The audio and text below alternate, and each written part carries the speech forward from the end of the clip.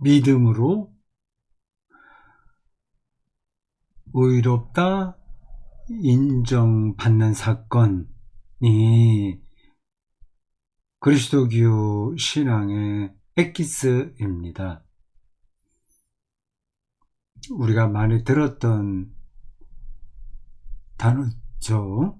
믿음으로 의롭다 인정을 받는다. 오늘 설교 본문에도 반복해서 나옵니다. 로마서 4장이 그걸 얘기하죠. 아브라함이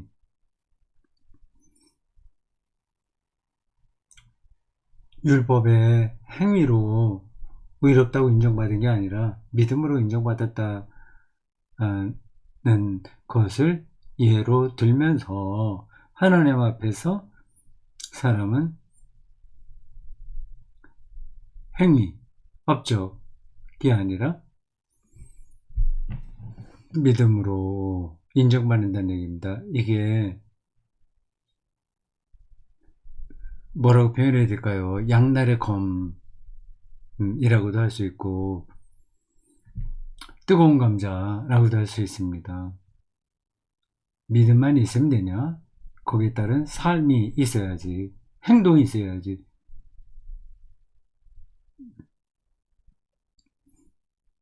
자칫하면 그 믿음 만능론에 떨어질 수도 있습니다.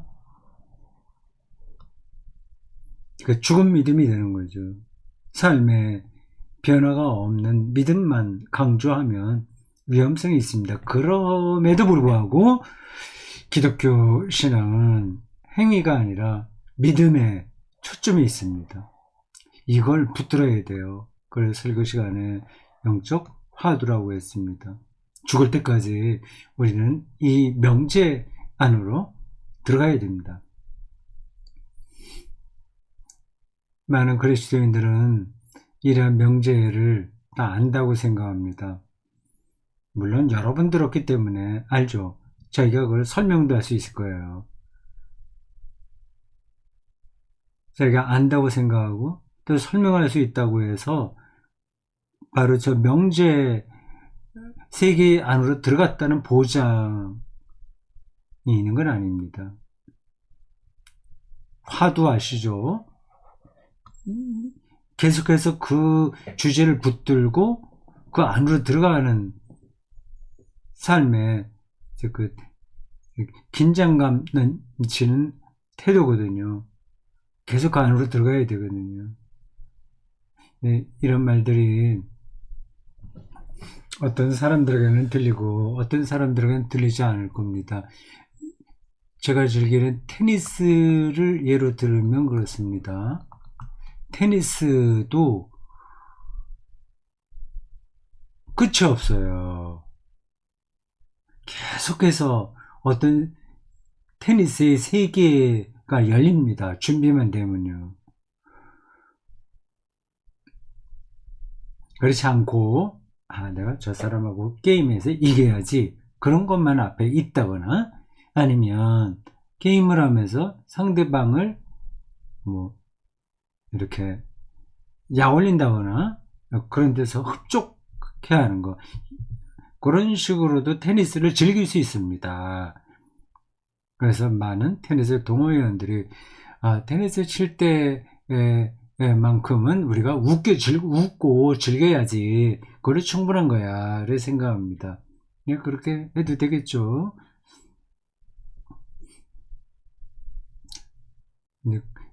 그걸로는 테니스의 세계로 들어가지 못합니다. 이게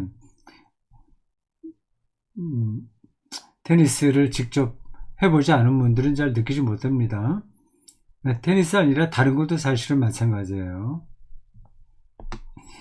요즘 저에게 확 와닿는 어떤 그 테니스의 단계가 있습니다. 라켓의 무게를 느끼는 순간이에요. 테니스는 자기 힘으로 라켓을 휘두르는 게 아닙니다. 테니스 그 라켓의 무게가 이동돼서 그 무게로 치는 거예요. 그래서 몸으로 테니스 라켓의 무게를 느끼는 단계로 나아가야 됩니다. 이게 쉽지가 않아요. 요즘 제가 그런 느낌이 막 오려고 합니다. 평생 테니스를 쳤거든요. 80년부터 쳤으니까 내가 27살 때서부터 쳤군요. 군목 들어갈 때니까요.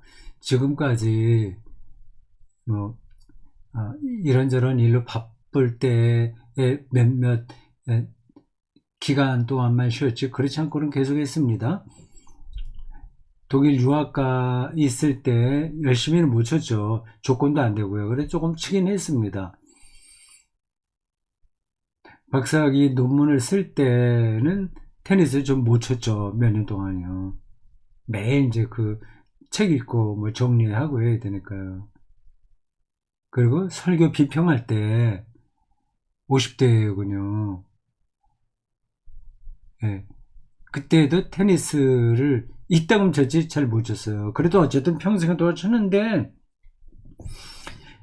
라켓의 무게를 느끼는 거를 이제야 조금씩 더 확실하게 알게 됐습니다. 요 단계가 지나면 제 테니스 실력이 한 단계 업그레이드 될 것 같아요. 그래서 기대가 됩니다.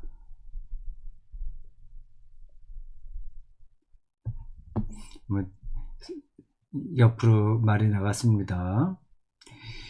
믿음으로 의롭다고 인정받는다는 사실도 실제로 그걸 느끼고 삶의 내용으로 삼는 거는 간단하지가 않아요. 이건 죽을 때까지 계속돼야 됩니다. 간혹 어떤 분들은 제 설교가 맨날 똑같은 얘기한다 하는 것 같다고 생각을 합니다. 물론 제가 똑같은 얘기 할 때가 많이 있죠. 근데 그 할 때마다 제 느낌은 다르거든요. 전혀 어떤 새로운 것을 말하는 설교자는 없습니다.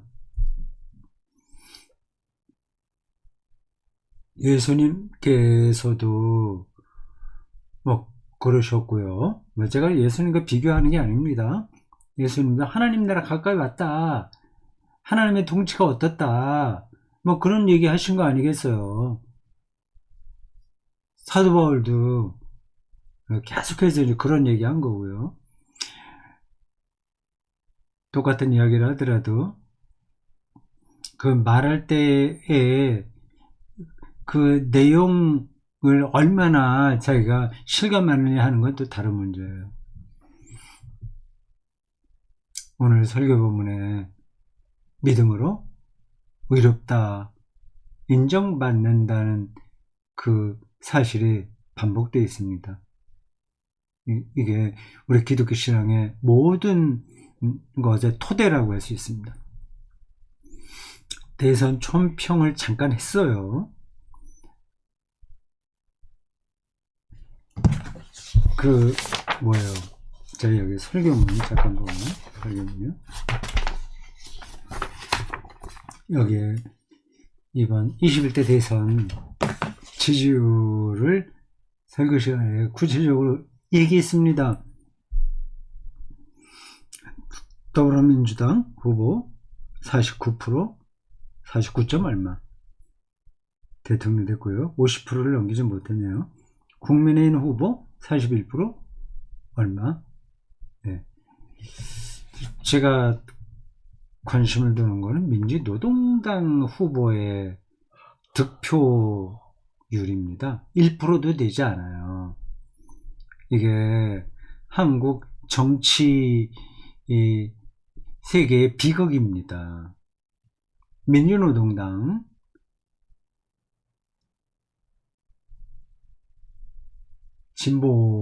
유일하게 진보 정당인데 일단 이번 대선에 나온 정당 중에서는요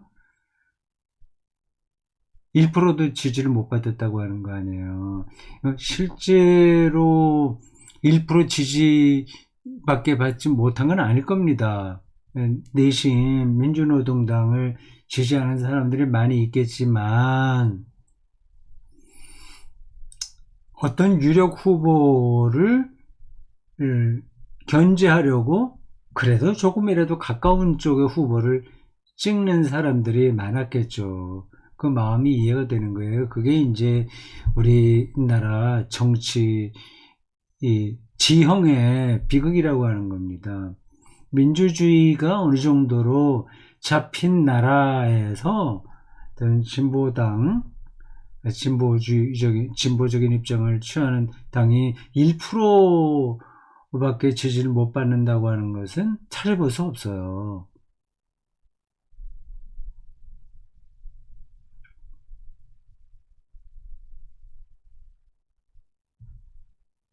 연단이라는 단어가 나왔습니다. 독힘에 이게 이렇게 연결되죠. 환난,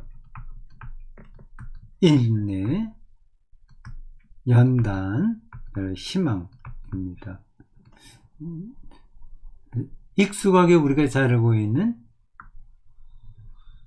구절입니다. 환난이 인내를 하고 인내는 연단을 하고 연단은 희망. 이루는 줄 알미로다 이렇게 표현되어 있습니다.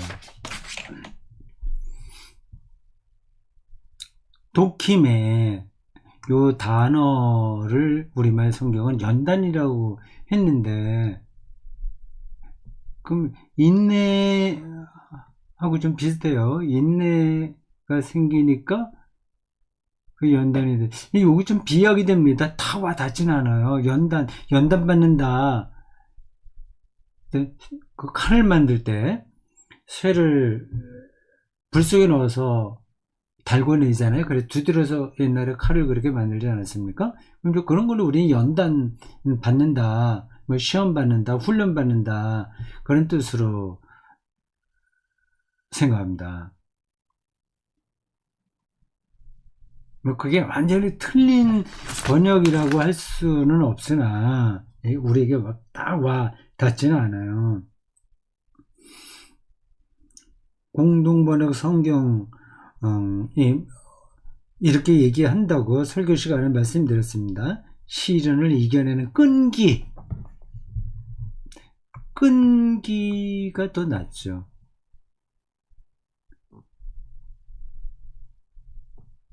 그래서 이걸 저는 삶의 내공이라고 설명을 했습니다. 내공이 생기는 거예요.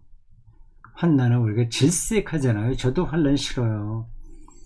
걱정과 근심, 재난 당하는 거. 이거 누가 바라겠습니까? 그러나 환난이 없는 세상은 없어요. 누군가는 환난을 받습니다. 그게 우리 자신일 수도 있고 우리 자식일 수도 있고 뭐 우리 교우 누구일 수도 있습니다. 가능한 대로 그런 환난이 없는 세상이 오기를 바라지만 그런 세상은 없잖아요.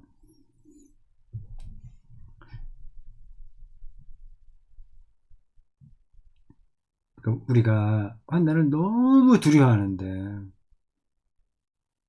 바울의 가르침에 따르면 인내를 낳는다. 참는 힘.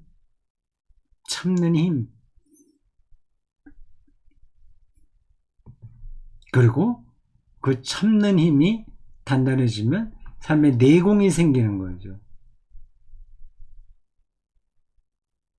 그렇게 되면 이제 이 세상에서 얼마나 내가 잘 먹고 잘 사냐, 명예롭게 사냐, 재밌게 사냐, 마음을 두기보다는 하나님의 영광을 희망하게 됩니다. 하나님의 영광. 밑에 나오잖아요. 하나님의 영광.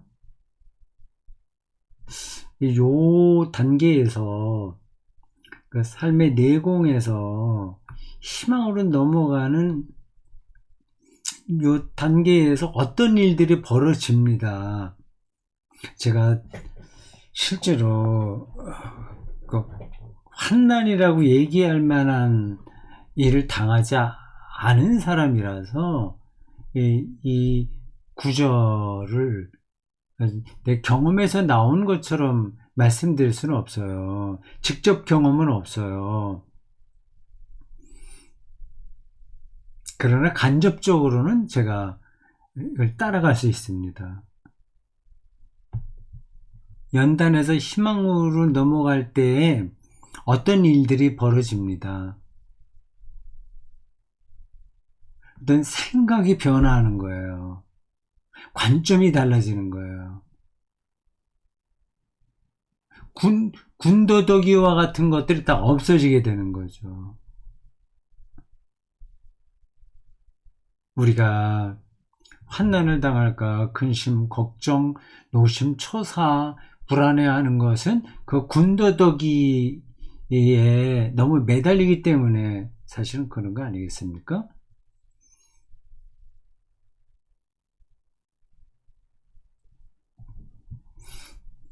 삶의 내공이 생긴다는 건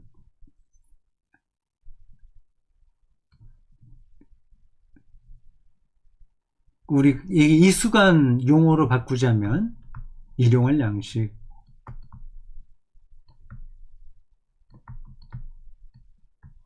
양식만으로 충분히 만족해야 하는 겁니다. 일용할 양식.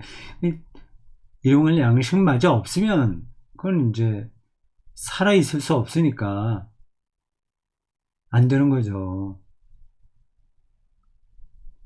근데 가장 간단한 생존 조건으로 충분히 삶을 살아낼 수 있는 내공이 생기는 겁니다. 이게 기독교 신앙의 핵심인 거예요.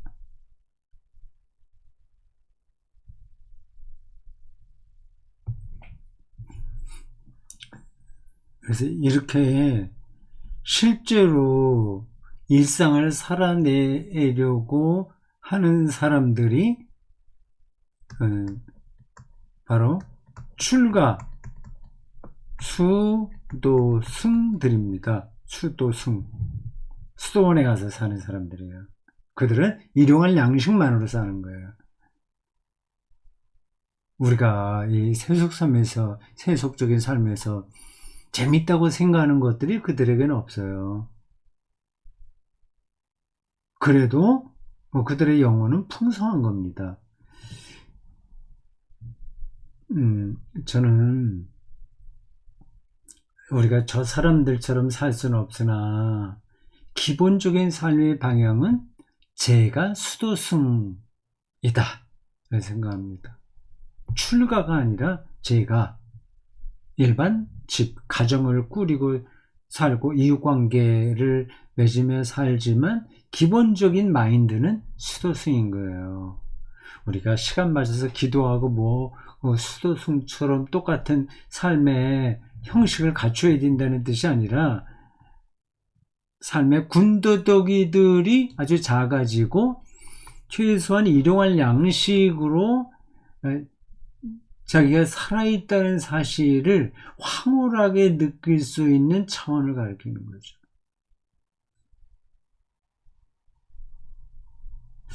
그러니까 바울의 논리에 따르면 환난이 결국은 그러한 쪽으로 우리를 끌어간다는 겁니다.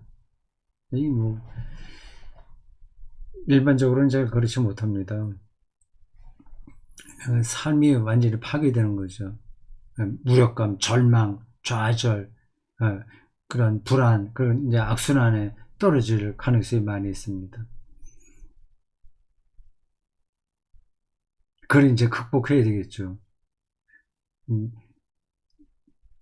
그러니까 두려워하지 않는 것, 더 나아가서 바울 같은 경우에는 환난마저 즐거워한다고까지 말하고 있습니다. 이건 상당히 높은 경지에 영성이 확보된 사람에게서나 가능한 일이긴 합니다. 그래도 우리도 바울처럼 똑같이 살 수는 없지만 방향은 그렇게 살아야 되지 않겠어요?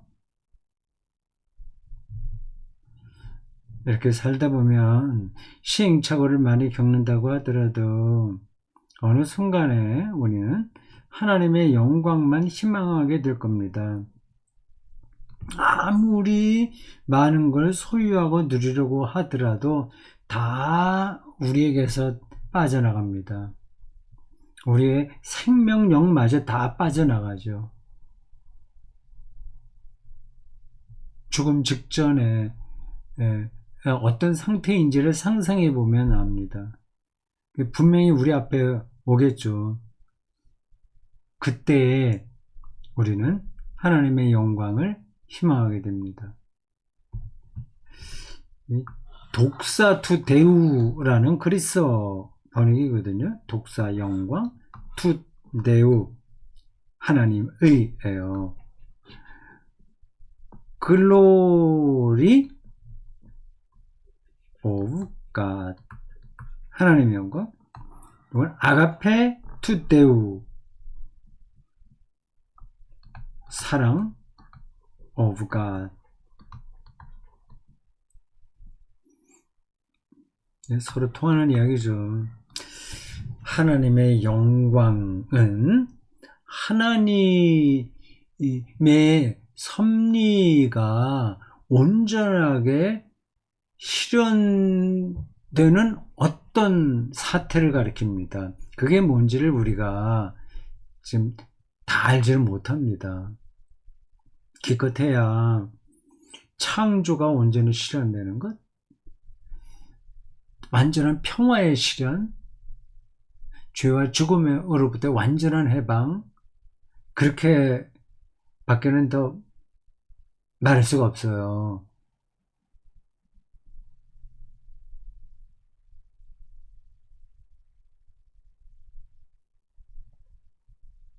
그렇다면 그거는 뭐 막연한 거네. 하나님의 영광은 그렇지 않습니다. 막연한 게 아닌 거예요. 하나님이 보이지 않으나 막연한 분은 아니잖아요. 그러니까 하나님이 함께 하심으로 우리는 세상의 권력을 두려워하지 않게 되지 않습니까? 그 판넨베르크의 말을 빌리면 하나님은 이 세상 모든 것을 규정하는 현실성 이렇게 표현합니다. 우리 하나님을 그렇게 말하잖아요. 여기서 이제 기독교 신앙에 긴장이 있습니다. 아무도 하나님을 직접 볼 수 없고요. 규정할 수 없어요. 그 어떤 것으로요. 제가 하나님의 영광을 구체적으로 말할 수 없다는 게 바로 그 사태를 가리킵니다. 그렇지만 그 하나님이 우리에게 어떻게 자신을 드러내시는가 하는 것에 대해서 우리가 활짝 열려있는 태도로 받아들여야 되지 않겠습니까? 그리고 그게 전제되는 거예요. 이게 말이 이제 빙빙 도는데 좀 설명하기 어려워서 제가 그러고 있습니다. 하나님은 우리 직접 볼 수 없어요. 그러나 하나님은 우리를 찾아오신단 말이에요. 근데 그게 말이 되나? 우리가 하나님을 직접 볼 수도 없고 직접 경험할 수도 없는데 하나님 찾아오신다는 걸 우리가 어떻게 알지? 그런 반론이 가능합니다.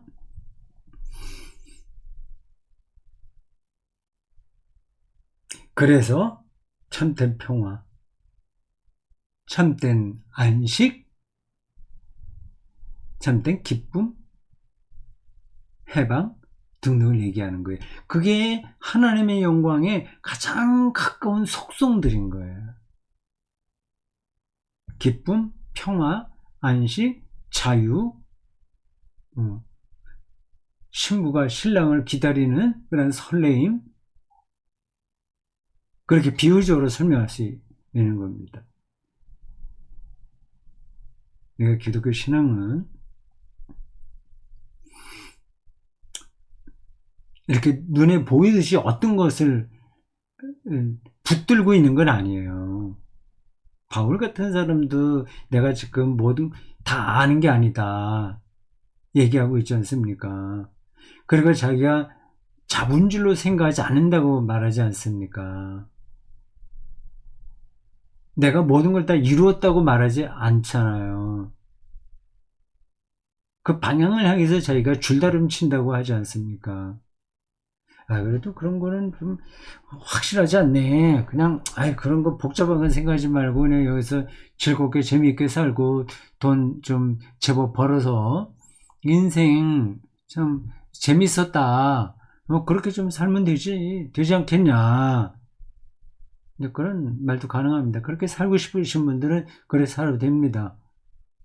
그게 인생의 목적이라고 보고, 그게 정말 행복하다면 그냥 그렇게 살면 됩니다. 근데 그리스도인들은 그걸 행복하다고 느끼지 못하는 사람들이에요.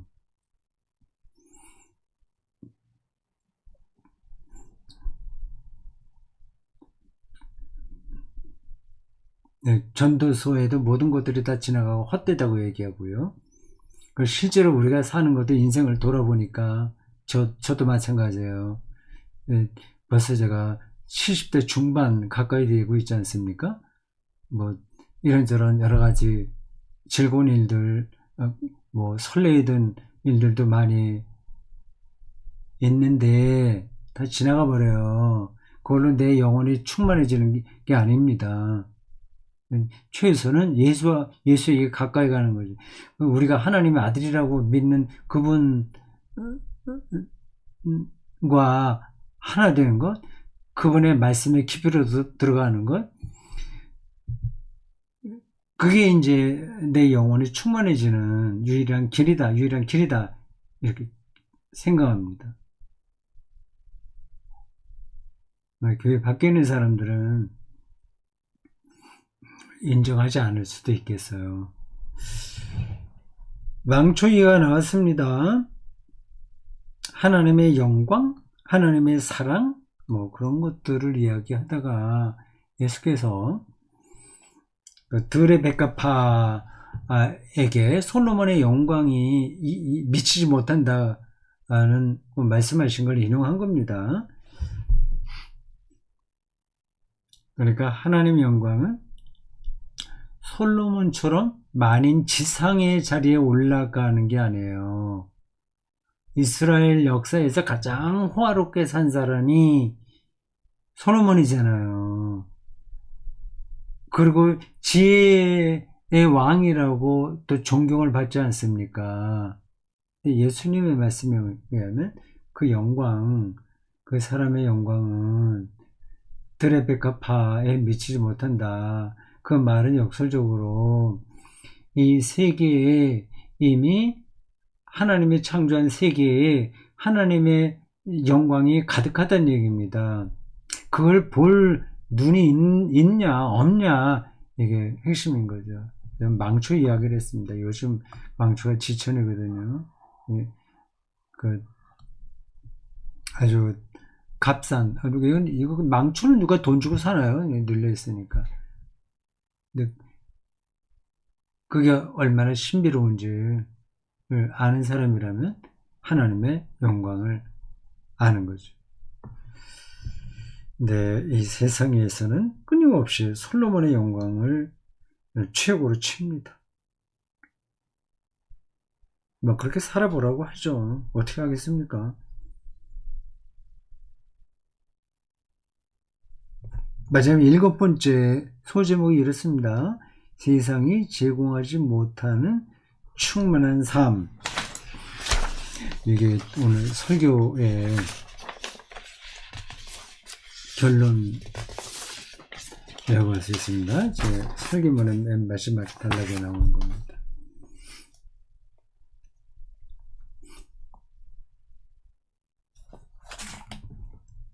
저 말은 예수의 죽음, 우리를 위한 죽음, 그의 십자가,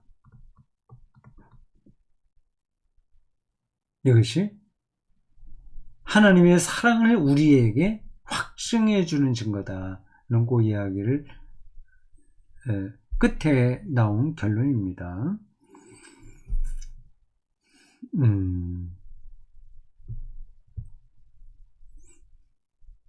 그 내용을 여기서 다시 반복하지 않겠어요. 예수를 죽인 이들이 종교 권력자, 정치 권력자들이에요. 세상을 좌우하는 이들입니다.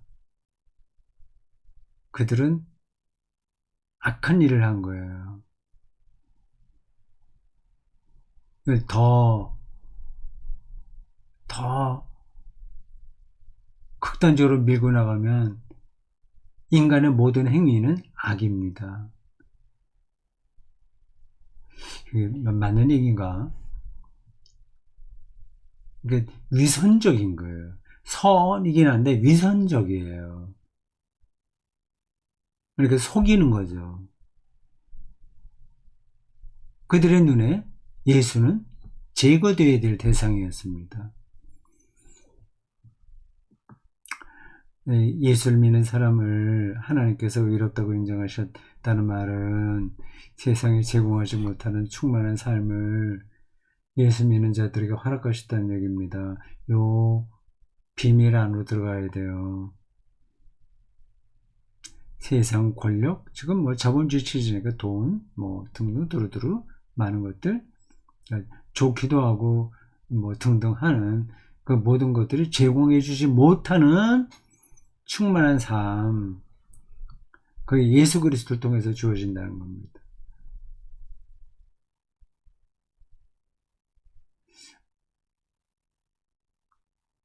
뭐 다른 때도 이러한 것에 대한 설명을 많이 했지만 뭐 또 한두 마디로 정리될 게 아니라서 다시 또 이거 왜 그런지를 설명하기 힘들긴 한데 그래도 한마디만 붙이면 이렇습니다. 예수 그리스도를 정말 온전히 알고 사랑하고 그분 안에 내가 있고 내가 그분 안에 있는 그 차원에 들어간다면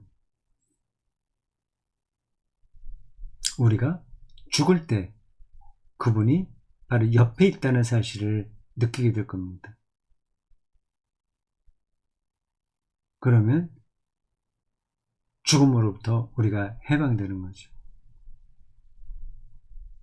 이게 그리스도교 신앙의 그리스도론적 비밀이자 능력입니다. 이걸 붙들지 않으면 기독교 신앙은 성립되지 않아요. 자, 수고하셨습니다.